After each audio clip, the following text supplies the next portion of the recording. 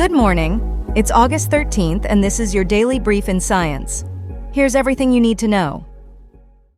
A partial solar eclipse drew crowds across Europe as more than 90% of the sun was obscured, casting a dim sky at venues including Edgbaston. Spectators reported a mystical mood and a deep sense of atmosphere as the event unfolded. In Europe, observers described a once-in-a-generation moment worth sharing with family.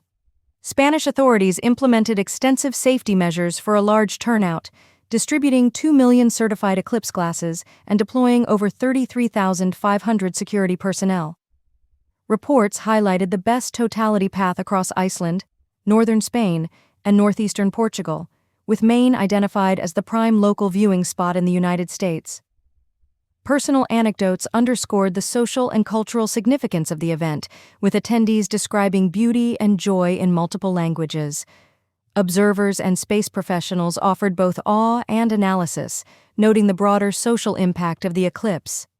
A CNN reporter shared personal reactions from nearby observers, while residents of Essex recalled the rarity of the spectacle for years to come.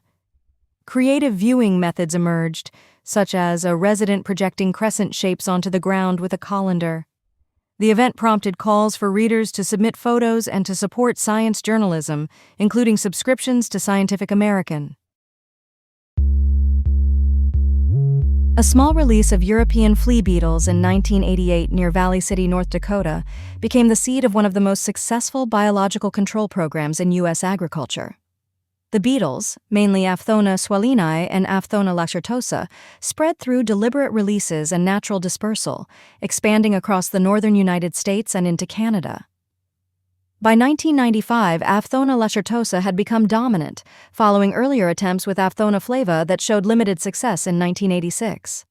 The program began with limited results, but over time it transformed millions of acres infested with leafy spurge. The beetles suppress the weed primarily through their larvae, which burrow into the soil and feed on roots, weakening the plant and enabling fungal pathogens to amplify damage, leading to substantial reductions in above-ground vegetation. Field studies show foliar leafy spurge cover dropping from more than half of ground cover to about 10%, within 4 to 5 years after establishment, with roughly 2/3 of release sites falling below 5% cover. Outcomes varied by local conditions such as soil type and which Aphthona species established, but the overall result is a dramatic decrease in leafy spurge on treated lands. Leafy spurge is a deep-rooted Eurasian weed infesting millions of hectares in pastures and rangelands. It is toxic to cattle due to milky latex and resists conventional herbicides because of its extensive root system. The program, including extensive releases at Theodore Roosevelt National Park and across the northern Great Plains during the 1990s, effectively restored grazing land and stands as a landmark example of successful biological control in agriculture. A national hub is being created to speed up human tissue-based disease models using organoids and stem cell systems integrated with AI and bioengineering to predict patient responses before clinical trials. The goal is to reduce animal testing by letting researchers run experiments on patient-derived tissues, supporting more personalized therapies and faster, cost-efficient drug development. Leadership will come from Cambridge Stem Cell Institute, coordinating with hospitals, research institutes, and industry partners across the UK to build scalable, industry-ready models. The effort sits within the government's life sciences sector plan and related competitions, with the MHRA planning to review non-animal data early in the process. A full roster of awarded projects focuses on non-animal testing approaches, including BioFoundry Energy, BioMimX, CamGene Therapeutics, CN Bio, IoTeach, InnoCardia, Nanograb, and partners at the University of Nottingham and Vivosphere United Kingdom. The initiative is framed to strengthen the UK life sciences sector, improve patient safety, and create investment and jobs nationwide. Context shows a decline in animal testing procedures in the UK, aligning with AI for science and replacing animal strategies, with year 2025 figures showing a drop from the previous year. In 2025, the UK conducted about 2.54 million animal testing procedures, predominantly on mice, rats, fish, and birds, with protected species representing roughly 1% of tests. Notes to editors outline strategic alignment with life sciences plans, timelines for updates, and collaboration details among universities, NHS, industry, and regulators. Core ecosystem partners include Cambridge and NHS entities like CUH and Cambridge Stem Cell Institute, with proximity to industry facilities at AS Terraze and ECA and GSK boosting collaboration. Key collaborators include Wellcome Sanger Institute, MRC Laboratory of Molecular Biology, Cambridge University Hospitals, Royal Papworth Hospital, plus ASTRAZENECA and GSK within the Cambridge Biomedical Campus Network. Innovate UK is providing up to £2 million for 9 projects advancing animal-free safety testing, including lab-grown heart tissues and AI models to predict drug behavior. A new framework called Simulation-Grounded Neural Networks, or SGNNS, trains neural nets on mechanistic simulations to improve scientific inference across disciplines. By marrying physics-based modeling with machine learning, SGNNS estimate hidden parameters, test explanations, and make predictions even when measurements are incomplete. Funding support comes through the InsightNet Cooperative Agreement with the University of Michigan via the CDC's Center for Forecasting and Outbreak Analytics, and the authors note the content reflects their views, not official CDC positions.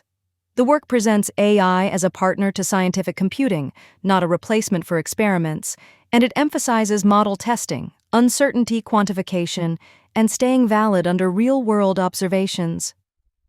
A careful training regime addresses the simulation-to-real gap by adding realistic noise, comparing multiple mechanistic models, recalibrating simulations with experimental data, and quantifying uncertainty in outputs.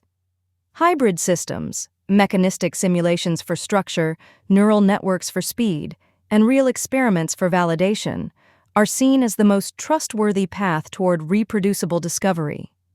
Mechanistic simulations provide explicit system descriptions and generate large labeled synthetic datasets to guide networks toward causally meaningful mappings rather than spurious correlations.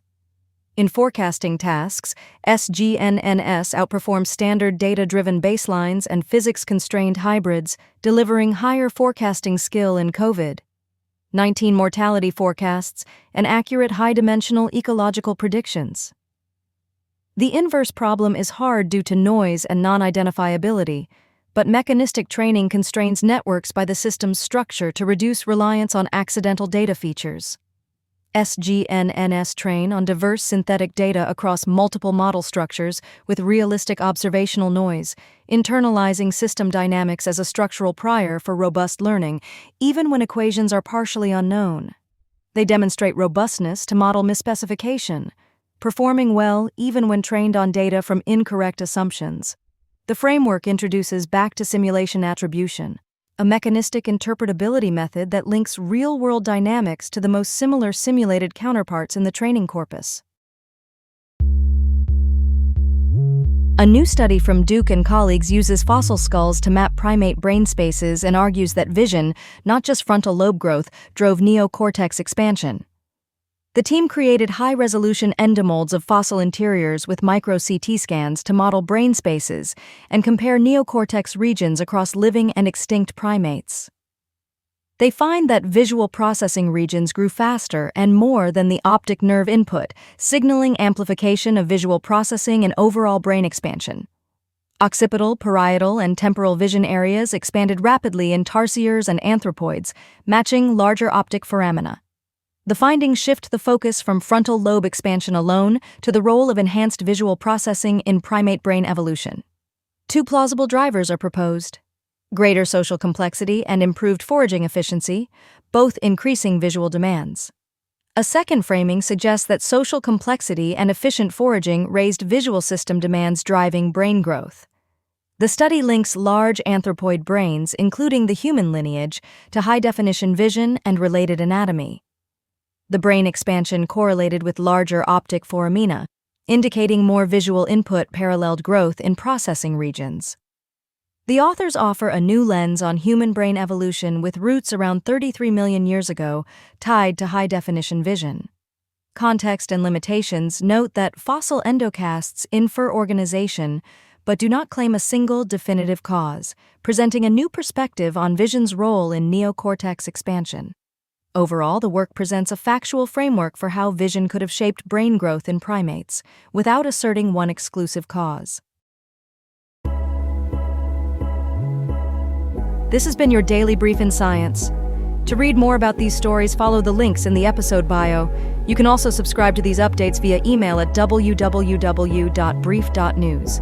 For more daily podcasts about the topics you love, visit brief.news/podcasts. Tune in tomorrow. We'll be back with everything you need to know.